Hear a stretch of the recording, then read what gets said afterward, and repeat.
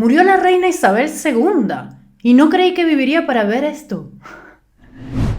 Con su fallecimiento hay quienes esperan importantes cambios en el Reino Unido y la Mancomunidad de Naciones, e incluso quienes creen que podríamos estar a punto de presenciar el fin de la monarquía como forma de gobierno, aunque esto último puede que sea un poquito exagerado, y en todo caso es algo que, como veremos, ya se ha dicho antes.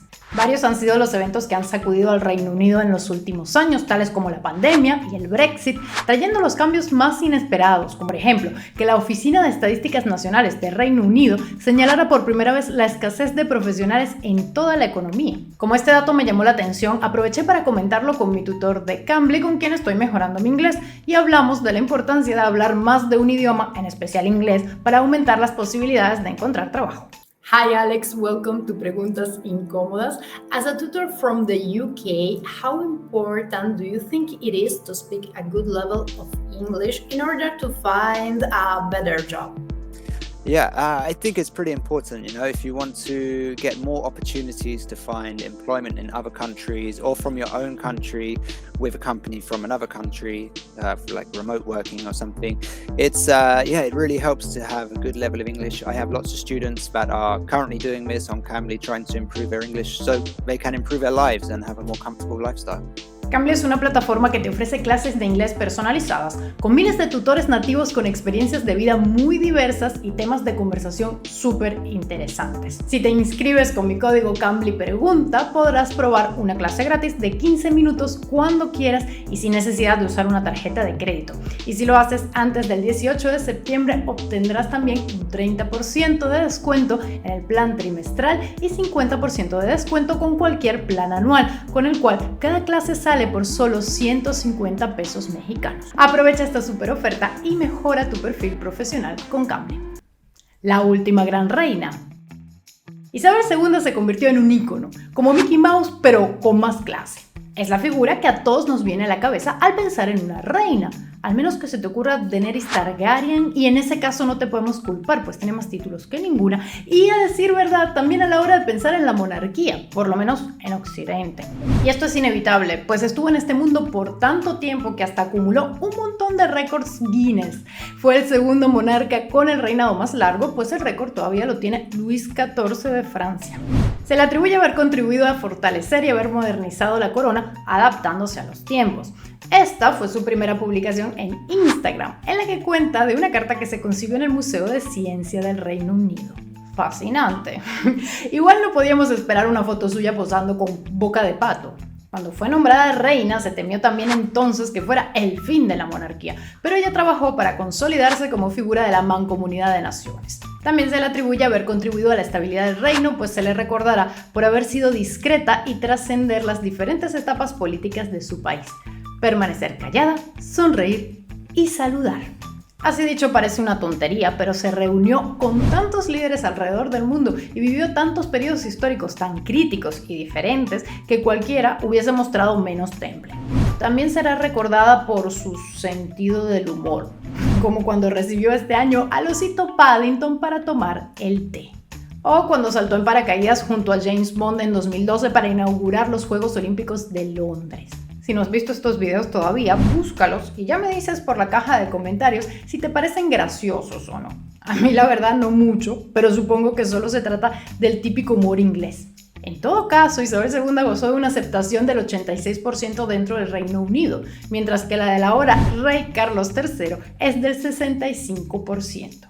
Más alta es la del príncipe Guillermo, de un 81%, pero a este, su padre, ya le dijo que se aguantara un momento y lo dejara gobernar en un rato para ver qué se sentía. Fuera del Reino Unido, en cambio, el recuerdo de la reina también será en gran parte negativo, por las tragedias de la época colonial de su reinado. ¿Por qué todavía existen los reyes?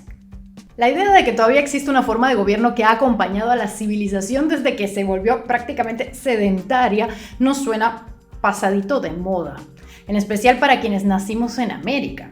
Si bien la mayoría de los países del mundo son hoy en día repúblicas, alrededor de unos 40 todavía tienen un rey o una reina. Si vemos la historia de Europa, los 2 siglos anteriores fueron decisivos para cambiar de forma de gobierno, pasando de tener prácticamente solo gobiernos monárquicos a una mayoría de repúblicas con unas cuantas monarquías hoy en día. Para algunos países esta transición fue violenta. En Francia, Luis XVI murió en la guillotina con la Revolución Francesa y su cabeza fue exhibida al pueblo que gritaba ¡Viva la República! Mientras aún goteaba de sangre. Era lo que se estilaba por aquel entonces. En Portugal, Carlos I y su hijo heredero murieron a tiros, asumiendo el trono su hijo más joven, Manuel, que reinó por poco, porque una vez iniciada la Revolución Republicana ya estaba advertido de la suerte que podía correr, así que dejó el país. Y en Rusia, los Romanov fueron ejecutados a tiros, bayonetados y apaleados, para posteriormente desintegrar sus cadáveres con fuego y ácido por si a alguien se le ocurría darles una sepultura digna. Episodios como estos se repitieron con más o menos nivel de violencia en otros países del continente.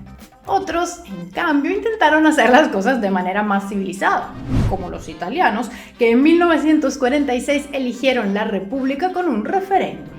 Desde entonces, los miembros de la familia real de Saboya se han peleado por la sucesión a un trono que ya no existe, llegando incluso a caerse a golpes tras el matrimonio de Felipe VI en España. Esta pelea la protagonizaron el hijo del último rey de Italia con su primo. Si existe una situación digna de la frase pelea de inválidos, es esta: dos borrachines en una fiesta peleando por una botella vacía. Pero eso quedó en el pasado. Ahora la heredera a la corona, inexistente, sería su nieta Victoria, conocida como la princesa influencer. Particularmente curioso fue el caso de Islandia, que en 1944, en plena Segunda Guerra Mundial y teniendo como jefe de Estado al rey de Dinamarca, país entonces ocupado por los nazis, hizo un referéndum en el que más del 90% de la gente votó a favor de desvincularse de Dinamarca y de paso instaurar una república. Ya que era un año de mierda, aprovecharon para hacer un 2 por 1. Es cierto que si hablamos de una forma de gobierno moderna, la mayoría pensamos en una república, pero esto no significa que en aquellos países en los que existe todavía la monarquía, esta tenga mala fama y dicho sea de paso que esta se lleve a cabo como antaño, pero de esto hablaré más adelante. Según encuestas recientes, en Reino Unido el 15% de la gente querría abolir la monarquía. Esto fue antes de la muerte de la reina, por cierto. El 17% en Bélgica y el 23% en Suecia, mientras que en Dinamarca el 82% apoya a la monarquía, el 81% en Noruega y el 70% en los Países Bajos. En efecto, la monarquía en Europa es parlamentaria, mientras que en países como Arabia Saudita hay una monarquía absoluta, en la que eso de hacer encuestas de popularidad de un monarca o de la forma de gobierno entre la población, como que no le haría mucha gracia al rey Salman bin Abdulaziz. ¿Los reyes sirven para algo? Antes de contestar a esta pregunta hay que hacer la distinción entre las monarquías absolutas, las constitucionales y las parlamentarias, porque las diferencias son grandes. En la monarquía absoluta no hay separación de poderes, se hace lo que dice el rey e incluso puede que se crea que su poder le viene de algún ser divino. Además de Arabia Saudita, está vigente en Brunei, Omán y, adivina, la Ciudad del Vaticano. Sí, el Papa no es solo reconocido como jefe de Estado, sino que también es el vicario de Cristo. Así es. Luego están las monarquías constitucionales, en las que los reyes no tienen todo el poder concentrado en ellos, sino que ejercen el poder ejecutivo y están limitados por una constitución. Algunos ejemplos son Marruecos y Jordania. Y luego están las monarquías parlamentarias, en las que el monarca es jefe de Estado, pero su poder es más bien simbólico, pues quien gobierna es el primer ministro o el presidente designados por el poder legislativo. Está claro que en la monarquía absoluta y en menor medida en la constitucional, el monarca tiene muchas funciones. Así que nos sigue quedando la duda sobre qué hacen los reyes de las monarquías parlamentarias, que son prácticamente todas las occidentales. Además de sonreír, saludar, aparecer en artículos de revistas del corazón o de asistir a eventos tan rocambolescos como el Royal Ascot, la carrera de caballos más antigua que se celebra en Reino Unido y a la cual asiste la nobleza con sombreros que probablemente le compraron a Elton John o a Lady Gaga en una venta de garaje.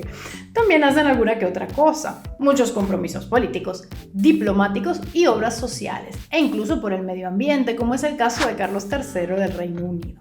En países como Reino Unido y Holanda, el rey tiene derecho a reunirse con el primer ministro una vez a la semana y a dar su opinión sobre los asuntos que competan, y es además responsable de la identidad y unidad nacional. Otras funciones, como las del rey de los belgas, que no de Bélgica, se llama así, es la de representar a su país en el exterior y ostentar el máximo rango de mando de las Fuerzas Armadas belgas.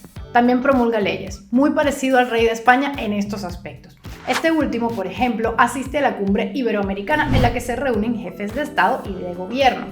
Nunca olvidaremos el ¿por qué no te callas? Que Juan Carlos le soltó a Hugo Chávez porque no dejaba hablar a Zapatero. ¿Por qué no te callas? En días en los que estoy de muy mal humor, todavía veo este video para reírme un rato. Para quienes defienden la monarquía, además de preservar la identidad nacional, el que es quizás el rol principal del rey es el de garantizar la unidad del país, pues como comenté con la reina Isabel, estaría más allá de los partidos políticos y se deberían enteramente a su nación y a su pueblo. Hay varios argumentos a favor de abolir las diferentes monarquías de Occidente, y uno de los principales es lo que cuesta mantenerlas, porque todos esos castillos, palacios, joyas y tantos cambios de ropa no se pagan solos, de hecho, los paga la gente. Y con los tiempos que corren, en los que cuando apenas termina una crisis económica ya comienza la siguiente, como que a la gente eso no le hace demasiada gracia. La cuenta publicada por Forbes a principios de año es la siguiente, ordenada de mayor a menor. En el caso del Reino Unido, su presupuesto se rige por un sistema que asigna el 25% de los ingresos producidos cada año por el Crown Estate, una cartera de propiedades que incluye activos inmobiliarios de los que generan rendimientos. El Principado de Liechtenstein, por su parte, es la única monarquía de Europa que no recibe dinero público de los contribuyentes, pues la familia real es una de las más ricas del continente. Pero para el resto, los gastos pesan sobre los hombros de aquellos que no tuvieron tanta suerte de nacer en una familia real y les toca trabajar. Pero no solo la utilidad de los monarcas y sus costos son puestos en entredicho. Si bien vimos que las casas reales han ido perdiendo sus poderes en los últimos siglos, su influencia sigue siendo considerable.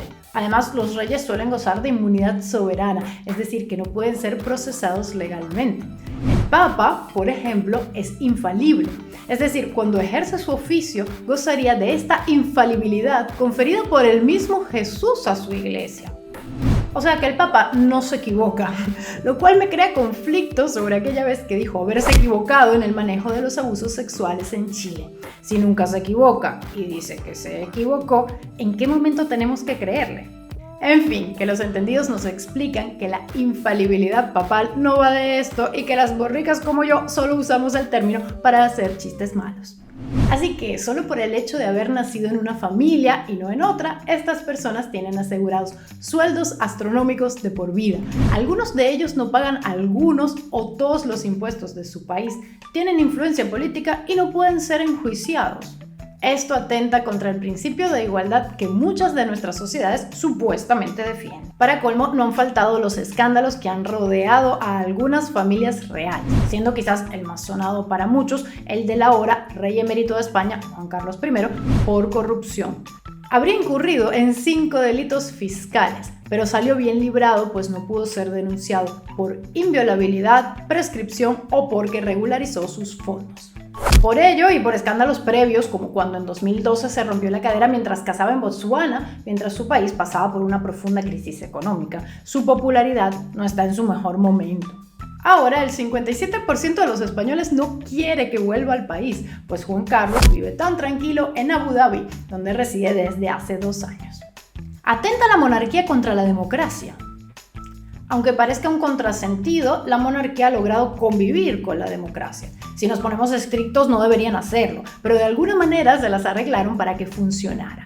Las familias reales no perdieron sus privilegios, excepto por los Saboya, que esos vimos que lo llevan muy mal, pero los demás, con el pasar del tiempo, hasta se han ido modernizando. Bien sea que han visto reducidos sus poderes o que han recortado voluntariamente sus propias entradas de dinero, e incluso permitiendo, como han hecho varias casas reales, que una mujer herede la corona. ¡Madre mía! ¡Cuánta modernidad! El caso de España es además particularmente interesante, pues a Juan Carlos I se le atribuye haber facilitado la transición entre la dictadura de Franco y la democracia, forma de gobierno que además consolidó en 1981 cuando se opuso a un intento de golpe de Estado. Pero quienes lo critican, y creo que a este grupo se suma cada vez más gente por diversos motivos, dicen que Juan Carlos no eligió realmente nada, pues fue primero designado por Franco y una vez muerto el dictador, buscó la mejor manera para salvar la continuidad de la monarquía. Pero independientemente de si su actuación fue decisiva o no para la democracia actual, también hay quienes dicen que eso quedó para la historia y que ya viene siendo hora de que España sea una república. ¿Y tú qué opinas? ¿Deberían seguir existiendo las monarquías o son una forma obsoleta de gobierno que habría que revisar?